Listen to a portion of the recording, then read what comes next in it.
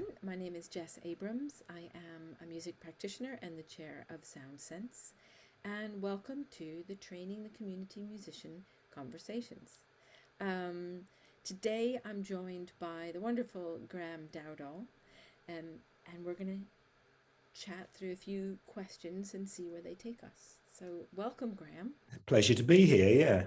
I'm so pleased that you are. Um, so, tell us who you are and kind of a bit about your practice. Okay, I'm Graham, and I call myself a community musician because that's what I do.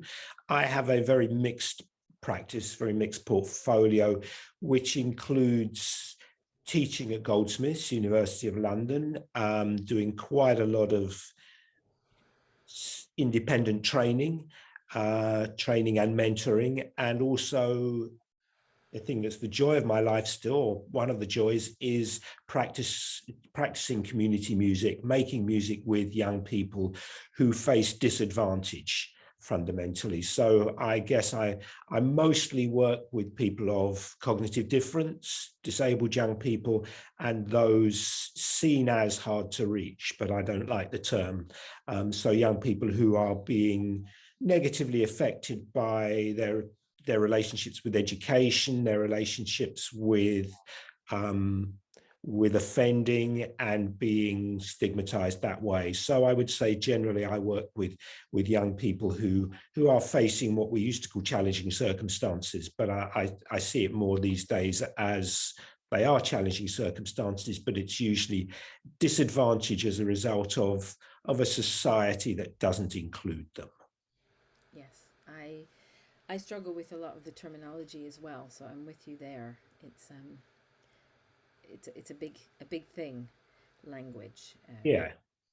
Yeah, and also how they're presented with that language. But that's a whole other conversation we could Yeah. potentially have.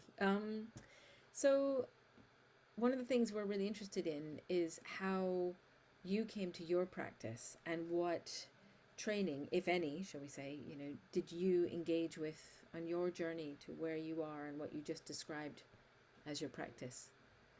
Yeah, okay. So I'd say I've always been a musician all my life. I grew up with a grandfather who was a church organist and choir master in the in the Church of Scotland, which was a church that was as kind of low church as it was possible to be. It seemed to be more about community than it was about religion as such. So I grew up with that as a background, and I was always a singer, voice soprano, and went to a very musical primary school.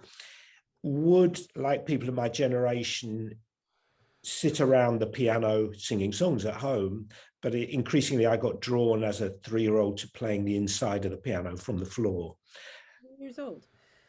Yeah, Wow. but I'm not on the top inside playing the strings was my preferred way of engagement with the piano. So I was very musical. My voice broke, which sadly happens to most young men around the age of 12 or 13, and I took up the drums. I was given a Ringo Starr plastic snare drum for my 11th Christmas. So I had 2 drum lessons later on in life, and that's the extent of my what you could call musicianship training. So I went on a different course in life. I never thought I could make a career as a musician. And I was and am motivated by social change. I had some point later, I had 2 drum lessons. So I learned to do a paradiddle. So I don't know what I learned in the second lesson, but I never thought there was a career for me as a musician. And I was and remain a very radical I was going to remain a radical young person. I remain a radical person. Maybe I do. And it was suggested by a careers teacher at school that I should become, because I'm stroppy and argumentative, I should become a lawyer. So I went and did a law degree and then spent 4 fantastic years working in a community law centre. And to be honest, that was the best grounding possible for coming back to this field of community music much later in life, because my job was primarily to defend young Black youth who were being victimized by the police using an ancient law from the early 19th century called the Sus law, which is pretty much the same as stop and search these days. It was being disproportionately used as a tool of social control. So I was doing that, spending 3 or 4 nights of the week dragging youth out of police cells, battered and bruised. And also every Thursday we had an open door. And so anybody would come in with any issue they had at all. And that, as a very young, as I was then, 23-year-old lawyer, so to speak, with a law degree, I was really introduced to having to communicate and identify with the broadest sense of the community. So we would have literally everyone. It's a very multiracial, multicultural community. And that really sort of gave me a grounding. And then we were made redundant. Our local council changed to be conservative. And because they wanted to attack lots of community groups, they attacked us first because we were the people who could defend the community groups. So I was made redundant in 1980. So I say to people, I retired as a lawyer in 1980. And I did. And I was offered some work as a musician, touring with a street theatre company and doing actually what I later would have described as community arts projects. We worked in South Normanton, a post-mining community in Derbyshire, doing street performance, doing workshops and that kind of thing. But I didn't really think about it that way at that time. And then I went off kind of on tour really for the next 10 years, spent 10 years touring the world, making records, and found myself separated very much from my community roots. My life was studio, dressing room, motorway, hotel. And I realized I was missing something. And around 1991, I thought, okay, how can I get back to this? Someone suggested music therapy. I thought, okay, I'd never heard of community music. So I applied to Roehampton to do music therapy and was turned down with the phone put down on me because I didn't have a grade 8 in any instrument, and let alone the piano. And I was told to come back when you've learned some music, despite the fact I'd made 10 albums and played 300 or 400 gigs by that point. So I hadn't learned any music. So the chip remains on my shoulder, although it doesn't actually, because I now have a very good relationship with Nordoff Robbins Music Therapy Charity. So then somebody mentioned, there's a thing called community music. I said, is there? And there's a course at Goldsmiths, which is called Music Workshop Skills. Oh, is there? So I went to Goldsmiths and I met the estimable Phil Mullen. And I had to audition because the musicianship had to be of a certain standard. So being the person I am, I picked up a pair of bongos and I improvised for 5 minutes, got a place on the course, and changed my life. So I spent 2 years. It was a fantastic course called Certificate of Music Workshop Skills. It gave us 2 years of 1 day a week to develop our practice. And I think what was really great was that it wasn't squeezed into a short amount of time. So it allowed us the time to develop the personal development time as well as the development of our skills and understanding. So I trained under Phil, and really that's what ignited my career. And I think the ethos of the ideology and the ethical stance that Phil put into that program is why I'm now sitting here having this conversation with you, really. And I felt, I'm a self-taught musician. I can't play the guitar. I only play the drums. Where do I fit in this? And Phil gave me the opportunity to reflect on what I did have rather than what I didn't have. And what I did have was I'd been on the road for 10 years. So I knew about working with other musicians. I'd been an improviser from the age of 3, basically. That's what I did. And so I had that skill. And so I started to think, okay, maybe there is a place for me in this field after all. And so, like many of us in the field, I started to do the odd workshop. And because I did a bit of technology, I was drawn into doing music technology workshops initially. And then Phil invited me back as a guest tutor.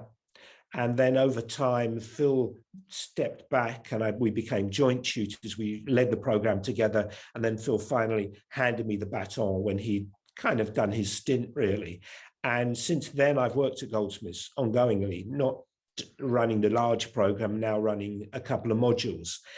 And so I just got my hands dirty and just worked and worked and worked. So, and I've done lots of CPD along the way, but actually where my real CPD has happened is actually in the room, in the workshop space, learning from the participants, learning the diverse ways that a diverse range of participants engage with music, learning how to communicate from people who communicate in non-conventional ways. And learning the skills, really honing and developing the skills through working at the coalface. Through the doing. The Yeah. doing, yeah. Yeah. But it sounds like the 2 years, 1 day per week, was so formative in terms of allowing the space for the reflection Yeah. as you were in the coalface, and then having the skills when you're in the coalface thereafter to kind of continue to be reflective and learn, as you say, and not get stuck in a kind of this is what I do end of, but still be responsive and reflective and flexible in terms of what's happening in the space and learning.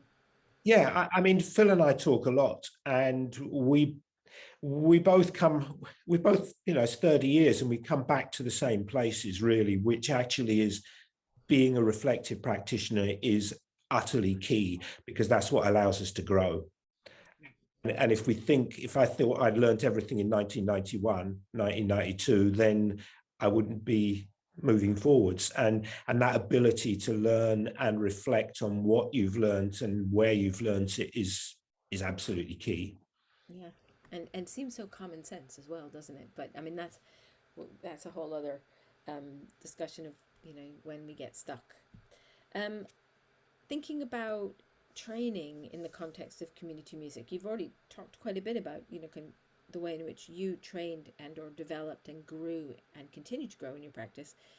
Um, what does training mean to you now in the context of community music? What is training I, even the right word? I think training is the right word. I don't know what other word covers the ground, really. So I think training is the right word. And I do think training is key. What that training looks like is really about allowing community musicians to find their own path. There is no single way to be a community musician.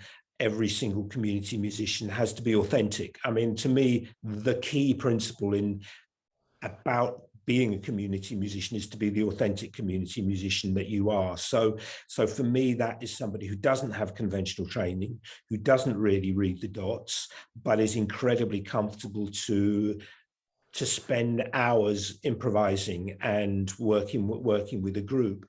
But for somebody else, it might be something completely different. So I think the key thing for me of training is to give people the tools to find themselves. And it starts with ethics and it starts with principles, and the practical stuff will follow from those ethics and those principles.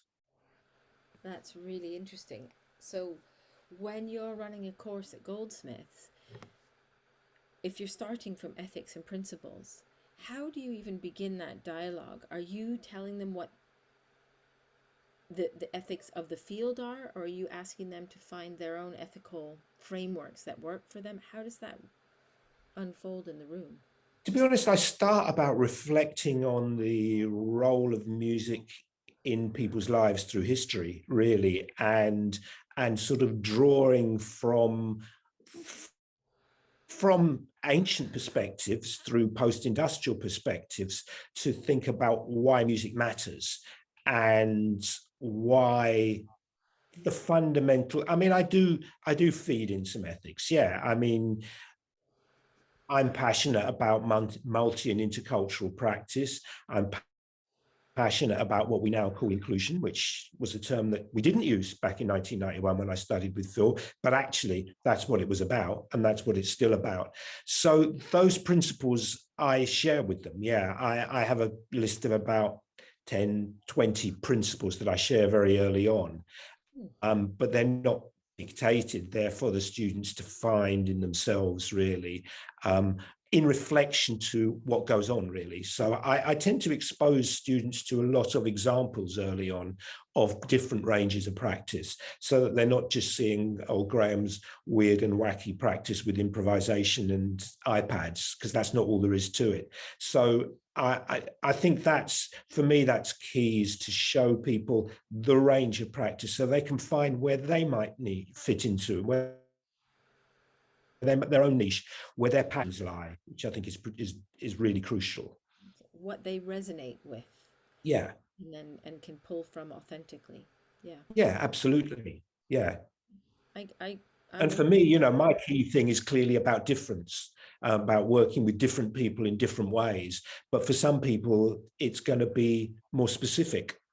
And I think that's absolutely fine. And I hope what we're doing is giving them the tools and the thinking to be able to find where they fit in. Yeah, their own place, because there is room, I think. Yeah, there's room for, I mean, there's room for virtuoso classical musicians, and there's room for people like me.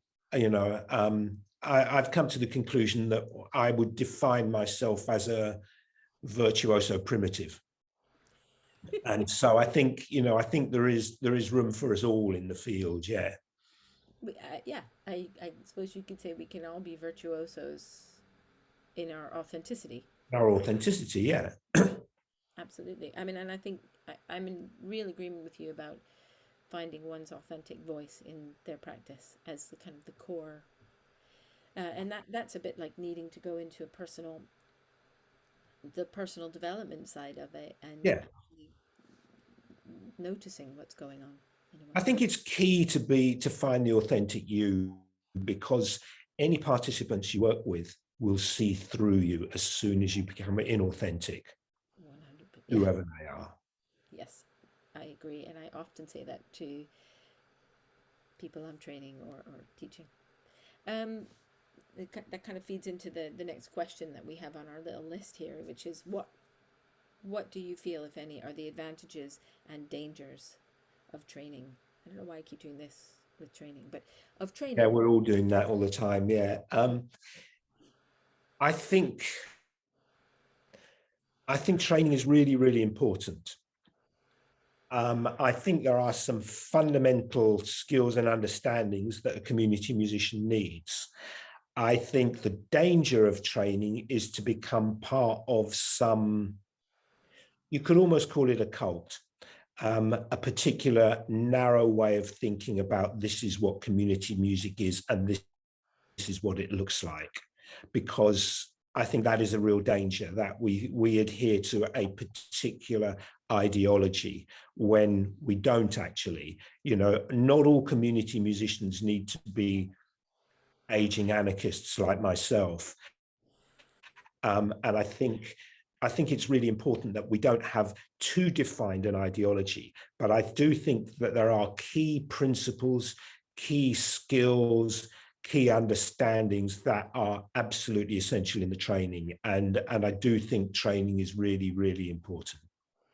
And just to kind of come back a little bit to the question before of what training means to us. So when we talk about the context of training, like where it's happening, I think, and then we talk about how the advantage is the space and time to develop those key skills. Where do you think, I mean, does it need to be in a one day a week program? Where can it happen, do you feel? I think it can happen anywhere, and I think you're going to get different things out of it. The huge advantage to the 2-year program that I did was to allow space for personal development and reflection through the 2 years. So I think, but that's a luxury that I'm afraid we're rarely afforded these days.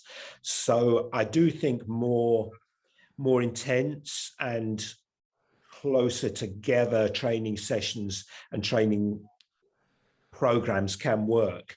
I think what is always important is the time to develop and reflect for the trainee community musician after that. So you could do, for instance, you could do a really concentrated 2-3 week training program, but then maybe you need a mentorship program or something afterwards to allow people to take that into the field, reflect on what worked, what didn't, develop their practice and find themselves that way. At Goldsmiths, we did each year, in the first year, we did an observational placement where we got to go and watch somebody for 6 weeks. And in the second year, we had to set up our own project and do that for 6 weeks. That's a luxury. And to be honest, that's a model that Phil somehow managed to get through the higher education authorities. Yeah, I don't know how he managed it, really. I think in certainly the BA up at University of Aberdeen followed a similar model in there was a kind of Yeah, observation, kind of assisting, facilitating, leading, so that you are scaffolding yeah, one's responsibility. And yes, it is a luxury that we aren't all afforded. And I'm always pressing with kind of people I'm training that to find a way to step into a position where they aren't in the I hate to put it in a kind of pyramid shape, but where the buck doesn't stop with them in the room right away, where they, yes, help, volunteer, assist, whatever it is, but be witness to and observe and notice things before you're in the position of dealing with yeah. what happens in that space. Yes, absolutely. I think the time to observe and see how somebody, because in the moment, if you're thrown straight into leading, you're not able to be observing how the participants, because you don't have the tools at that point to observe exactly how the participants are engaging and what's working, what isn't working, how the dynamics in the room are working, how all those nuanced subtleties are operating. But if you're sitting back slightly, then you can see those things. You can see, oh, yes, I saw how the leader did that. I saw how this participant did that, and the leader responded and took the music in. Those sorts of things, really, yeah, that I think observation is really useful for. Yeah, absolutely. 100%. One final question is, if all community musics had to develop 3 attributes or skills, this is great. This is like, ordering off a huge menu. What would you say what are the musts? Yeah, when we were having our pre-conversation, I came down to 2, and now I've got 4, but I'll try and hone it to 3. So All's fine. I think the most important is listening. It's as basic as that. And what I mean listening in its broadest sense. I mean to listening to individual participants. I mean listening to other professionals. I mean listening to the music. And I also mean wider listening to the heartbeat of the wider world. So I think listening is the key skill. I think that's a skill that not only community musicians need, but I think fundamentally at the moment, it's probably the most important skill of all for everybody. So I think listening is one. I think improvisation is another. And I don't just mean musical improvisation, though I do mean musical improvisation. In my conversations with Phil over 30 years, we've both come back to where we started, that actually the most important, the most meaningful, the most true, authentic engagement with music is through improvisation. So I think being able to facilitate, use that word, improvisation, but also being able to improvise in terms of our delivery methods and our delivery modes. I'm an obsessive planner.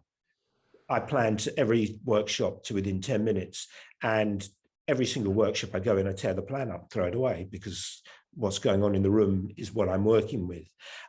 So I think being able to improvise that, and actually I think improvisation is a lesson for life, because really you never know what's around the corner, and if you can't respond to it and find something positive out of it, then you're not going anywhere. So I think improvisation is key. Then 3rd or 4th, okay, I think the inclusive mindset and the reflective mindset are two distinct but related attribute, for want of a better word. The inclusive mindset, what do I mean? We could talk all day about inclusion. Fundamentally, I think it means, in the shortest sense, recognizing that there are additional barriers created by an oppressive system, oppressive society, that we need to have tools to dismantle. Fundamentally, I think that's the simplest way to put it. And the reflective mindset is to be able to learn from experience, to learn from what's happened and move forward. So there's four. Yeah, I'll accept those four. Good, thank you. And agree with them wholeheartedly. And like you, I'm a planner, and then the plan, just like I write a set list for a gig, and then yeah. I have a planning book. Every term I use an A5 book, notebook, and every term I go through one and I plan everything. And do I do it? No. But if I didn't have the plan, I wouldn't have the safety net to improvise and go off piste. I think that's such a valuable closing statement, in the idea that you're such a seasoned practitioner, but you still do that. Yeah. And for me, that says a lot about the professionalism you work with, and the kind of, I'm looking for the word and I can't find it, of course, because I'm on video, but just the kind of quality of practice, because kind of reflecting on what you plan in itself is part Yeah. of the journey. And I think if we do too much of the kind of, I'll rock up and wing it, we're missing an opportunity to. We are. Yeah, we are. Because the planning is when a lot of the, well, it's when the thinking goes on, where the creative thinking goes on, where the considering the people you're working with and how you can work with them best goes on. And I replan every week. I mean, I'm currently working in a school where I've worked now for probably 50 weeks with the similar groups. I still write a plan every week. I still never stick to that plan. But the actual act of planning is what gives me the ability to rip the plan off and go off somewhere else. Yeah. I love that. I'm gonna steal that and just use that in my class. Take a sound bite of this and use it. Oh, Graham, thank you so much. I could talk Absolute to you pleasure. all day, and in fact, I think our pre-chat was so rich that I'm kind of done for the day. Like, I can just go away satisfied and nourished. Um, and I'm very excited that we are very likely to see you at TTCM Yeah. 2022 in Bristol, in a role as part of our team, which I feel really strongly about and excited about. So I'm excited by that and I really look forward to it, and I'm sure we can make it work. Yeah. yeah, thank you so very much. Absolute pleasure. Absolute pleasure. And I'll see you soon. See you soon. Yeah.